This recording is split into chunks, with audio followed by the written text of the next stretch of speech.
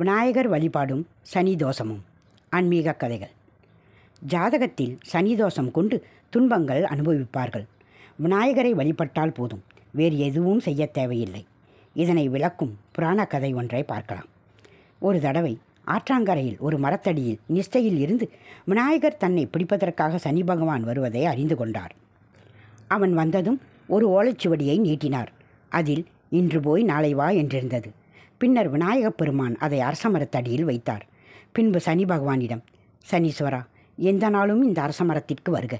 இந்த ஓலைச்சுவடியில் என்ன எழுதியிருக்கிறதோ அதன்படி நடப்பாயாக என்று சபித்துவிட்டு மறைந்து விட்டார். அதன் பிரகாரம் சனீஸ்வர பகவான் தினமும் அந்த அரசமரத்தடிக்கு சென்று அதில் உள்ள வாசகத்தை படித்து ஏமாந்தபடி திரும்புவது வழக்கமானது. இப்படி பல்லாயிரக்கணக்கான வருடங்கள் ஏமாந்து போன சனி பகவான் விநாயகரை பிடிப்பது என்பது முடியாத காரியம் என்று உணர்ந்து அவரை துதித்து வழிபடத் தொடங்கினார். விநாயகரும் அவர் சனீஸ்வரன் முன் தோன்றி, சனீஸ்வரா, காரணமின்றி யாரையும் உன் சக்திக்கு பயன்படுத்தி தவறாக நடக்கக்கூடாது. இதற்கு உன் அனுபவம் ஒரு படிப்பினையாக அமையட்டும். இன்று முதல் என்னை வணங்கும் பக்தர்களை நீ பிடித்து துன்புறுத்தக்கூடாது என்று கூறி அவருக்கு ஆசி அளித்து மறைந்தார். இதன்படி இன்றும் சனிதோஷம் உள்ளவர்கள் விநாயகரை அவருக்கு உகந்த நாட்களான சங்கடா சதுர்த்தி, விநாயகர் சதுர்த்தி, இன்னும் பல நாட்களில் வணங்கி பிற சனிதோஷத்தில் இருந்து முற்றிலும் விடுபடுகிறார்கள்.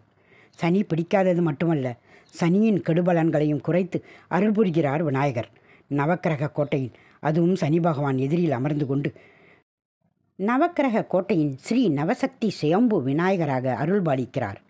நவக்கிரகங்கள் எல்லாம் தனித்தனி சன்னதிகளில் விநாயகர் எழுந்தருளியிருக்கும் ஒரே வளாகத்தில் அமைந்துள்ளனர். வேலூரிலிருந்து 36 கிலோமீட்டர் தொலைவில் உள்ளது இந்த பொன்னை. பொன்னையிலிருந்து 3 கிலோமீட்டரில் உள்ளது நவக்கிரக கோட்டை.